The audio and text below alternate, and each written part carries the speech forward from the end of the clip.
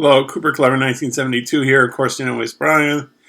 So anyways, there's videos that I sort of have to get to, but I haven't done so because, I don't know, I didn't feel the inclination to do so.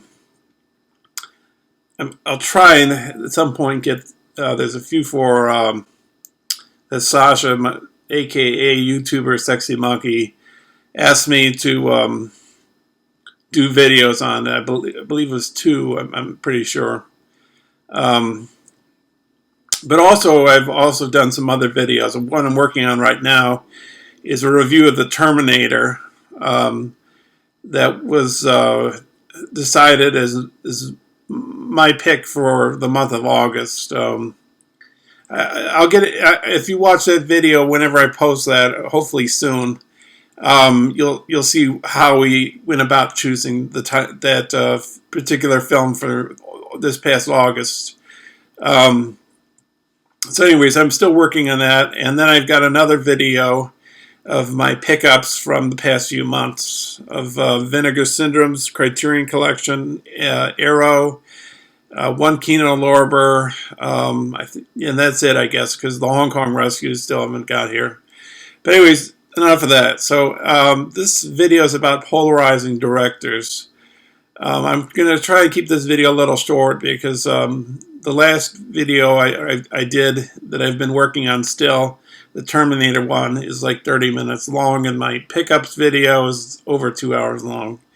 So anyways, let's talk about some Polarizing Directors. I can think of a few, and I think I'm just going to mention a few and leave it at that. So the first one that comes immediately to mind is Quinn Tarantino for me. I know a lot of people like Quentin Tarantino's movies, and I have a mixed feeling towards some of his films. I think one of the most overrated films of all time is Pulp Fiction, because it's just dripping with pretentious and ostentatious and embellished dialogue that draws attention to itself. And I know it's theatrical, and I know it's stylized, and I know I've seen films of that I like that are full of dialogue, that are very talky, you know. Because I think the dialogue draws too much attention to itself when you're watching it. But I'm aware of the irony of that statement because, like my friend Sasha was saying, like you like Persona, you know, so. You know, and that's kind of talky in a sense too, but maybe it's talky in a different way, maybe a more poetic way. Maybe or maybe it's because I'm watching it because it's spoken in a foreign language, so I don't sort of have the same approach or attitude towards it or what have you. And you know, there are other films too. There's The Bitter Tears of Petra Kant, a film I really love by Fassbinder. And that has only 6 actresses in the whole film. And the film takes place in Petra von Kant's bedroom. And that's the whole film. And it was a play, I guess, before it became a movie. But I really enjoy that film. It's probably one of my favorite films of all time. And that is loaded with dialogue. But I don't know. Maybe it's because of the way it's the characters are different, maybe. The situation is different. Maybe I find the characters more interesting. I'm trying to figure this out. Another film I don't like at Tarantino's is Reservoir Dogs. I don't like all this Mr. Pink, Mr. White stuff. But you know, I will say that I've seen films and I've changed my mind on them. One noticeable one would be Natural Born Killers, and that's an interesting one to bring up anyways, because Quinn Tarantino wrote the original script for Natural Born Killers. When I saw Natural Born Killers for the first time, I really enjoyed it. But on subsequent viewings, I thought, maybe this is a little pretentious of a movie. Maybe this is a little bit of a movie that you're too aware of it calling attention to itself, because it's jumping around to different film formats. It's going to 60 millimeter, Super 8 millimeter. It's going to video. It's going to 35 millimeter. It's jumping around, and that sort of gets in the way of enjoying the film in a sense. But I still enjoy the film because it's about, I guess, 90s culture and glamorization of celebrities and glamorization of people that don't deserve to be acclaimed, like serial killers, you know. And what's the other thing I was going to mention before? Hang on, I'll stop that so I don't keep going.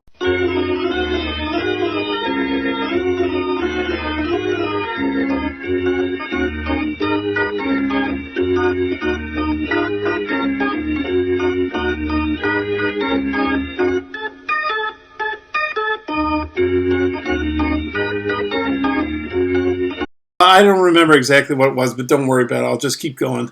So anyways, Natural Born Killers was, again, as I said, written by Quinn Tarantino. Now, he directed a movie that I really enjoy. Probably my favorite of his is Kill Bill Volume 1. Kill Bill Volume 2 is good, but not quite as good as number 1. And it's one of the few films I've seen in the theater more than once because I couldn't wait for it to come out on DVD. So, you know, I guess you could say that Quentin Tarantino is what is that term? He can direct different genres of movies, and he can do that very well. And he did it very well in Kill Bill. Now, the dialogue, again, is stylized, and so is the action. You could say it's kind of cartoonish, if you will. And that makes it sort of more enjoyable. He also had to do things like in the House of Blue Leaves restaurant, at the end of the movie, he had to turn some of the frames black and white because there was so much gore that he couldn't get an R rating unless he did that. And there are other films that Quentin Tarantino's made that I really find, quote, Hateful Eight, I find incredibly boring. I think it's just like a bunch of people in a shack just sitting there, and I can't remember what happens, but I found it a big bore. And I know The Hateful Eight is on Netflix, last I knew, a longer version of it. You know, I'm game to watching films that I don't like, or even films I don't like and watching them over again. Maybe it's good at a longer length, or maybe it's more boring for all I know. There are other films I don't like of Quentin Tarantino's. It's Jackie Brown, which Sasha said to me, none of the script was written by Tarantino. It was written by the author who wrote the book that's based on Jackie Brown, which is Elmore Leonard, I believe, the novelist. Again, it's too talky. But another film I did enjoy of Quentin Tarantino was Django Unchained. Oh, and another thing, Natural Born Killers, Kill Bill was sort of, I think, his response to Natural Born Killers. So it's sort of along the same lines. So Django Unchained, that's another film he did. I guess you could say when you watch Tarantino's movies, they are kind of stylized and theatrical, and maybe I think that's what people like about his movies is because of that kind of elegance and everything. Not elegance, but that signature that he has, that he puts on his films that way. He also does homages to his to filmmakers of the past, which is okay with a lot of filmmakers. De Palma does it with Hitchcock, you know. Scorsese draws references to, foreign cinema, and old cinema by doing things with his shots from films because he's an encyclopedic knowledge of films from all over the world and all around from the early times to more recent times. Um, so Quinn Tarantino, I'm just trying to think if there's any other movies that I've seen of his that I like. Django Unchained, Kill Bill 1 and 2. Oh yes, and Inglourious Bastards I really enjoyed. So he can deliver the goods sometimes. I really liked how the Nazis were in the movie theater, and they were burned alive, inside the movie theater, and the Jewish woman is on the screen and laughing at them as they're dying in pain from the flames. And there's one other movie. Oh yes, Once Upon a Time in Hollywood, which I don't know if I like as much, but I do like how he changes history again in that film at the very end. You're rooting for particular people in the movie to resolve the issue that happens differently in real history and real life. So I like that. I think it's too embellished with the dialogue, and it was an okay film, but it's enjoyable, And I was amazed that I believe Quentin Tarantino took measures to physical measures, no CGI, I believe, to make the L.A. look like 1960s L.A. So, okay, let's move on to another director now. Next director I'm going to mention is I'll save. I'll go to Jean-Luc Godard last. I'm going to do 3, but second one I'm going to do is David Lynch.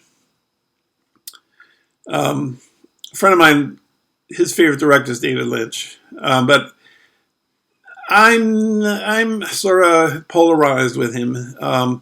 Anyways, I really love Eraserhead. That's probably his best film for me. Because it's so abstract, and partially, I don't know if it makes total sense.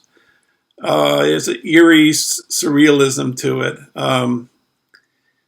but it's so well crafted that,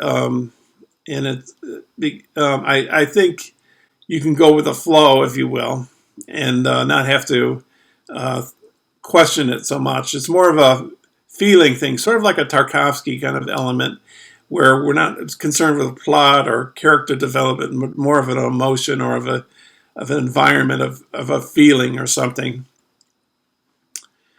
Because in the film, Jack Nance's character Henry Spencer impregnates this woman, and they have this monstrous kid. And I believe it was because David Lynch had a fear of having children at the time, because he just had his first daughter at the time. So but that has nightmarish qualities, and that's a really good movie, and I highly recommend that. And then he made another film after that, which was Elephant Man, which is very excellent cinematography yet again. Freddie Francis, maybe. But yeah, beautiful movie, shot in black and white as well. I don't know if it made a lot of money at the box office, but pure commitment to art, not to flashy commercialization of the movie. But then he's let me down, because he did Dune, which is probably his worst film in my opinion, but some people really love Dune, and I think it's kind of not too well done. It's very boring to me. The characters don't seem very well developed. Maybe you can adapt a book like Dune into a movie, but then we have this, I don't know how to say his name, Denise Villeneuve. He's coming out with a new Dune, so for all I know, that might be better.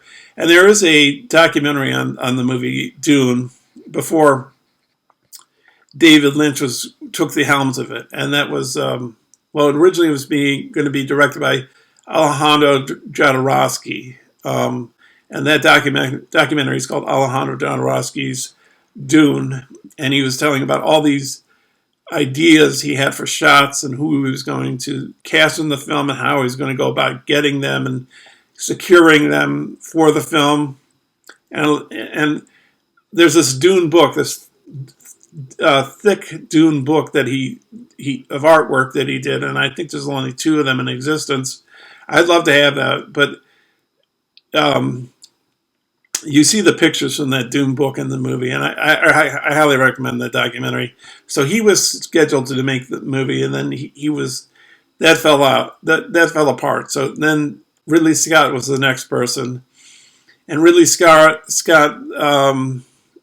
worked, I think, at Alien first, and then he jumped that ship, and he came on to not jump the ship. He came on to the next project he tackled was Dune, and I think he got a lot of progress done on it. And then some of his filmmaking friends were telling him about Blade Runner, that maybe he should try his hand at that, and he ultimately ended up directing Blade Runner.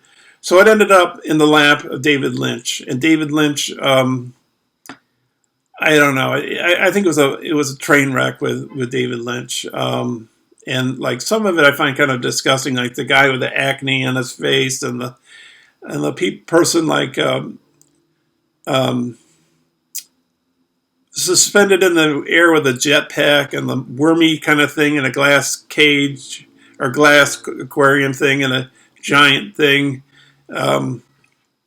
I don't know, but maybe I should give it another look. And then there are films David Lynch has directed that I'm sort of on the fence with. Like, well, I like parts of them and I don't like parts of them. Well, I'm thinking of Blue Velvet. I like the the dark parts with Isabella Rossellini and Dennis Hopper, because you're seeing the underbelly of society. But I think the contrast helps it, because at the start of the movie, you're seeing a crossing guard with kids, a fire engine passing by with a person smiling and waving. You're seeing flowers, but underneath the flowers, you're seeing these bugs, which is sort of like an indication that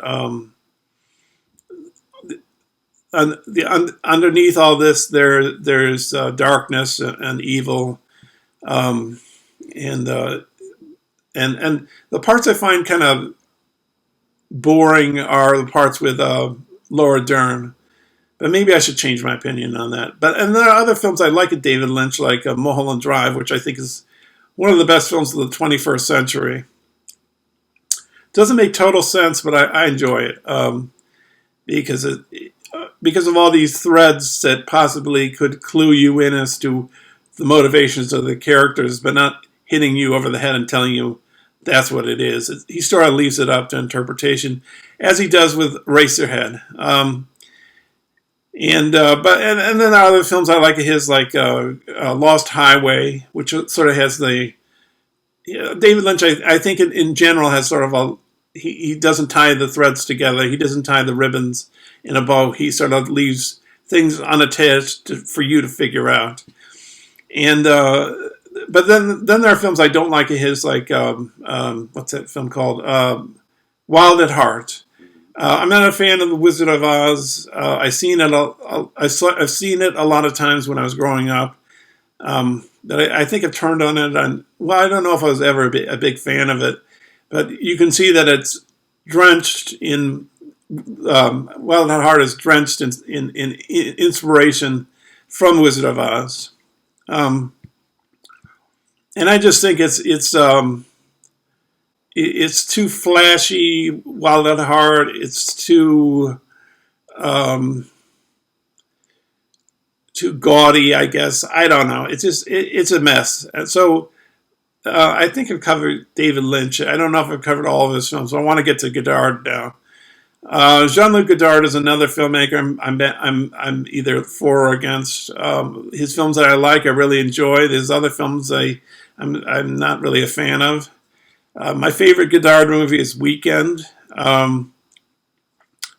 which is I don't know if it's a comedy or if it's a commentary on capitalism and socialism and communism.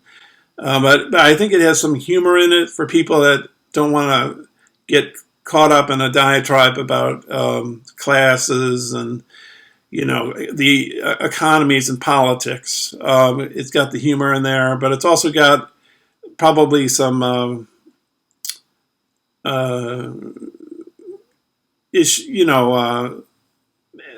matters that it's talking about that maybe Godard wants to say to the audience.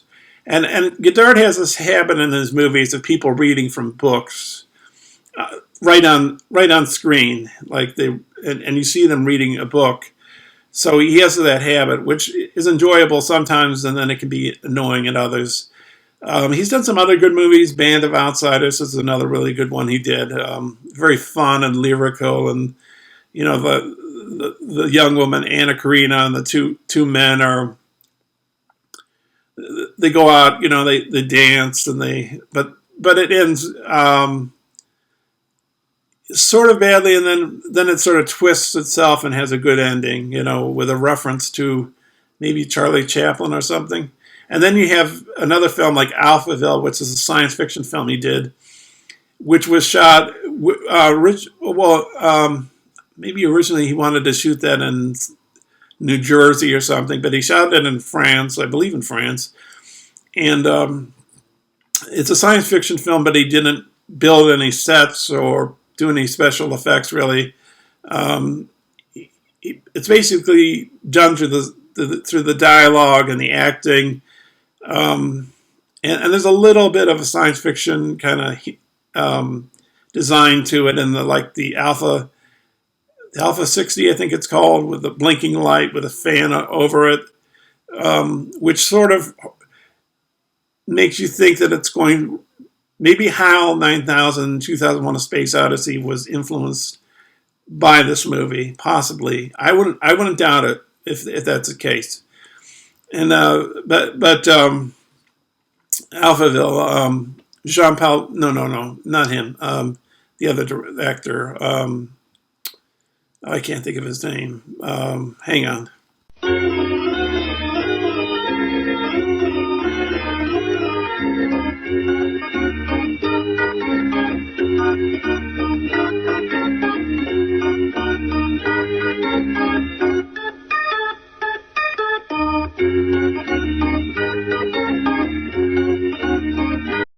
Eddie Constantine was the actor I was thinking of, not Jean-Paul Belmondo, who I will get to in just a moment. But Eddie Constantine is in this film, and he plays this detective, one of the women that comes into his hotel room she's basically a woman without emotion. You know what? I think it's like people being brainwashed and without emotion. So he's trying to liberate Alphaville of being a place without any emotion, without any freedom. So. Oh yes, that's what it's about. Yes, because yes. So, but I haven't seen it in a while, so I'm a little foggy on it. But I really enjoyed that. And then one of his great masterpieces, one of the great masterpieces of French New Wave cinema, and the beginning of it, along with the 400 Blows by Truffaut, would be Breathless, which would later be made into a film with Richard Gere. It's a remake, I guess, but I don't know if it. I think it might not follow it verbatim. Perhaps I'm not quite sure because I haven't seen it. But it's a film where he plays with jump cuts.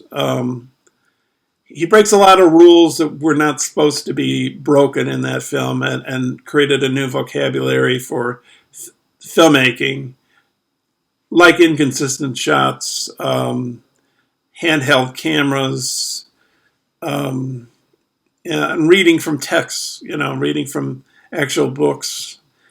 But then there are films, again, that I don't like of his, like Pierre Le Fou, if I'm pronouncing that correctly, or Pierre Le Fou, because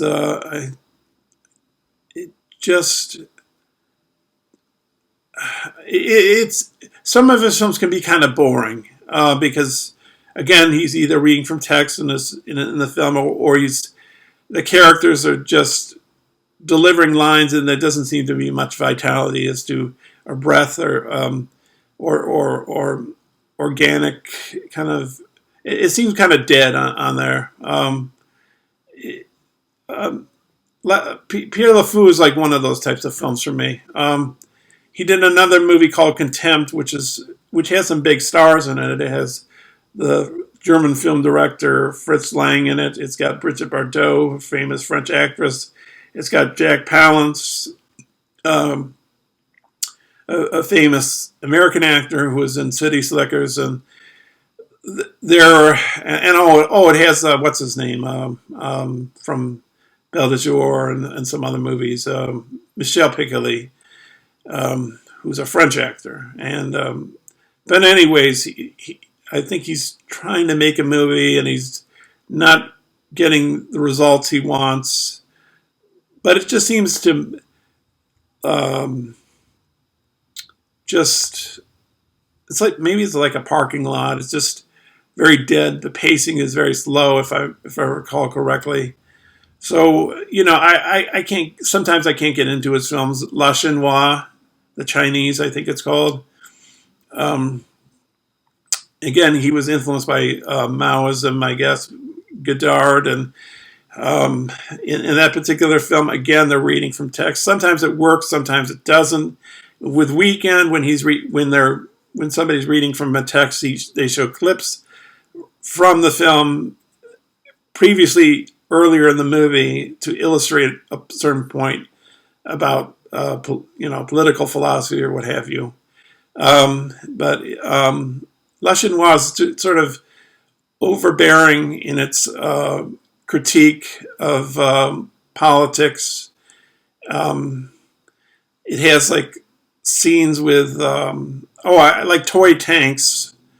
But, maybe I changed my mind on some of these movies, Godard movies that I don't like, Lynch movies, Tarantino, with more reflection, more reading. For example, Pulp Fiction, I bought a book on, I've got these BFI books, and one of them I read this book about the Terminator for my review of the Terminator, which I did previous video to this, which I'm still working on. And I read the Terminator book, but I also have another one on Pulp Fiction, which I have not read, which might change my mind or at least see why people like it more. So I think I've gone on long enough. Please leave comments down there. And